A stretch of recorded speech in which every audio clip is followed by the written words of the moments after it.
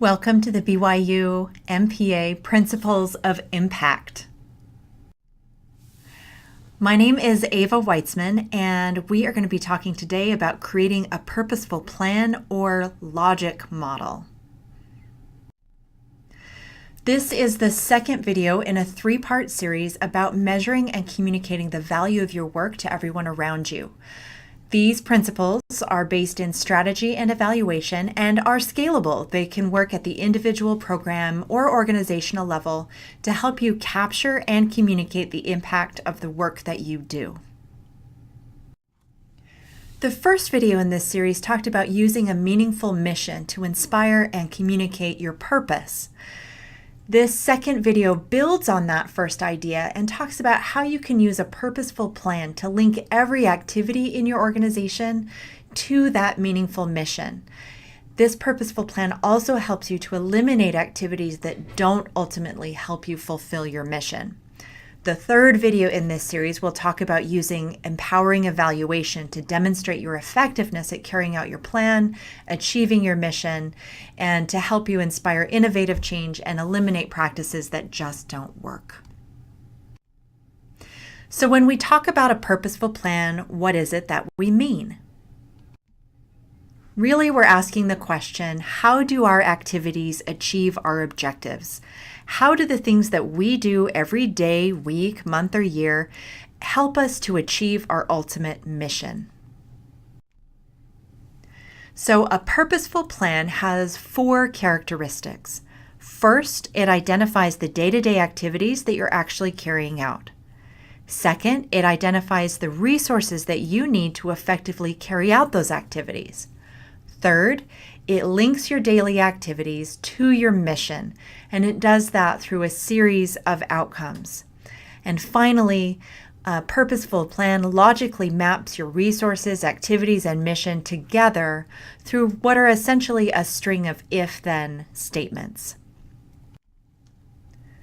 The way to start this is by identifying your mission, which again was the focus of that first video in the series.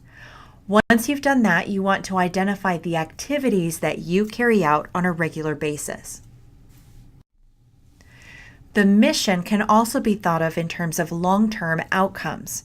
So we're going to be talking a lot about outcomes throughout this logic modeling process, and your mission really should occupy that furthest out spot for your long-term outcomes. That's what you're ultimately trying to achieve by carrying out your activities. That's where your mission belongs. The next thing you want to do is identify the inputs that are necessary to carry out the activities that you do every day. What are the resources that you need? Then you want to focus on the other side of the activities. What is the immediate result of carrying out your activities? What happens that wouldn't have happened before because you carried this activity out?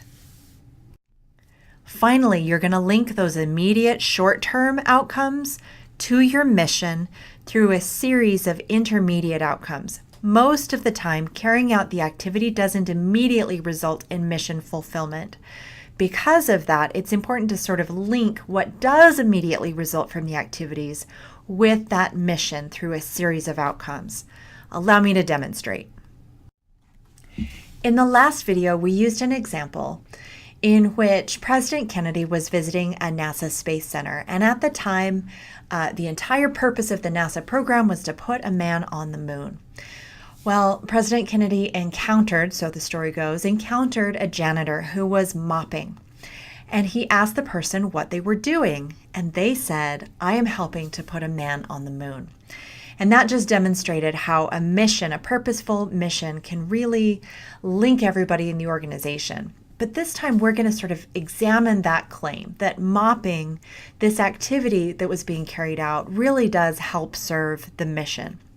So again, we start with that mission in the position of a long-term outcome. We want to put a man on the moon. And then we identify the activity that we're carrying out in order to do that. And in this case, that's mopping. Next, we're going to fill in what happens before mopping. What are the inputs that are necessary for carrying out that activity? Well, we need clean water, we need a bucket, we need a mop, and we need time without other workers trampling all over our clean floors. If we have those resources as inputs, then we can carry out the activity, which is mopping. Then we need to identify what the short-term outcome is. In other words, what is the immediate result of having mopped those floors? Well, the immediate result is that we have clean floors. Clean floors is not the same as putting a man on the moon. So once we've identified that short-term outcome, we need to identify the chain of intermediate outcomes that leads us from clean floors to putting a man on the moon. So here's one way that you might look at that. If we have clean floors, then there will be less debris in the machinery. If we have clean floors, then we will have healthier mechanics and astronauts. If we have less debris in the machinery and healthier mechanics and astronauts, then we will have fewer delays and malfunctions. If we have fewer delays and malfunctions, then we will have an on-time launch. If we have an on-time launch, then we can put a man on the moon. So that's sort of an abbreviated version of how you might link the activity of mopping to putting a man on the moon. Let's talk about another example. Let's talk about an outcome that many social service organizations have, which is to improve child welfare outcomes. There are lots of agencies and organizations that have that as an intended outcome. Some of those organizations or agencies do that by carrying out home visits by experienced social workers, where those social workers visit the families at home and complete and record detailed interviews. If you're one of those organizations, you might have people asking why home visits would lead to improved child welfare outcomes. So we're going to build one possible logic model that might help to explain that activity. Again, we would start with the inputs. What do you need to have? What resources do you need in place in order to make home visits?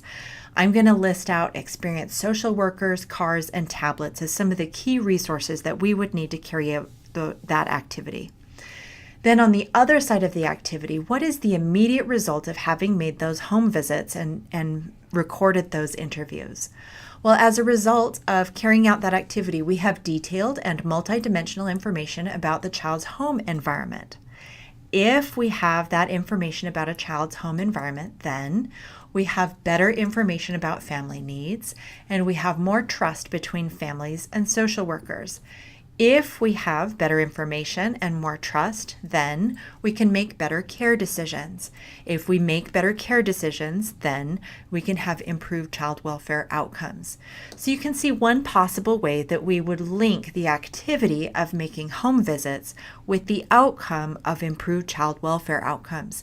You can also see that there are several points in that logic model where we might want to explore more deeply and figure out if there are other steps that need to take place, or whether there are additional procedures we need to engage in, or whether we want to have checkpoints that we put in place to make sure that those if-then statements are actually true.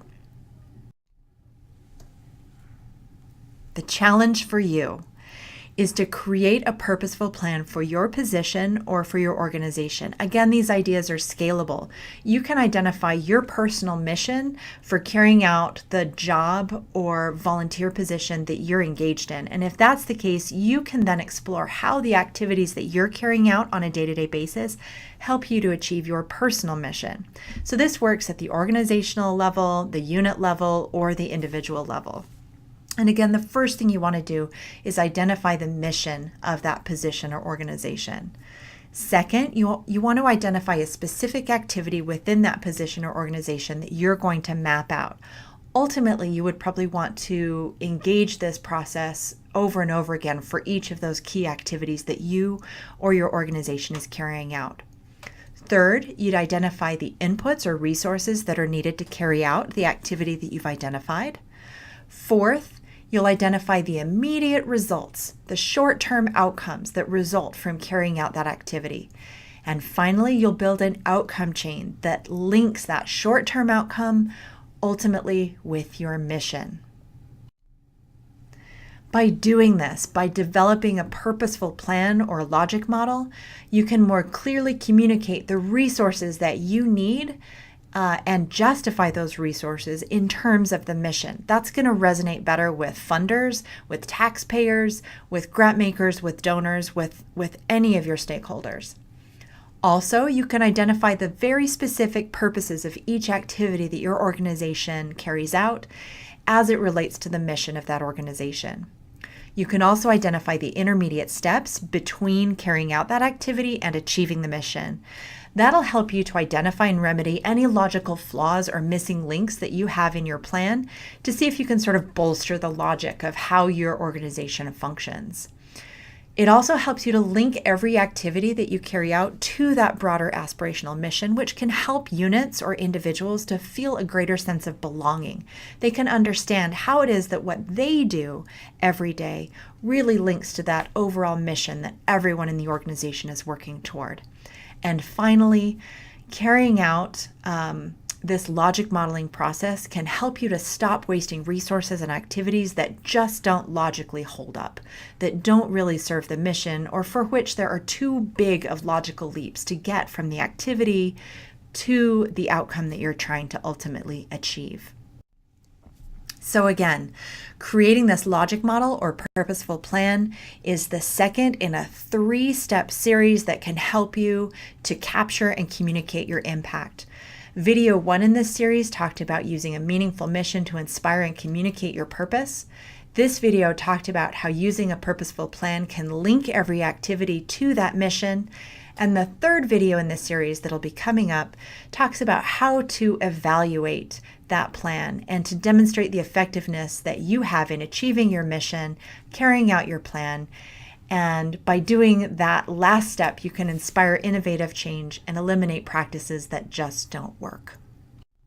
Thank you so much for watching this video and for being part of the MPA community here at BYU.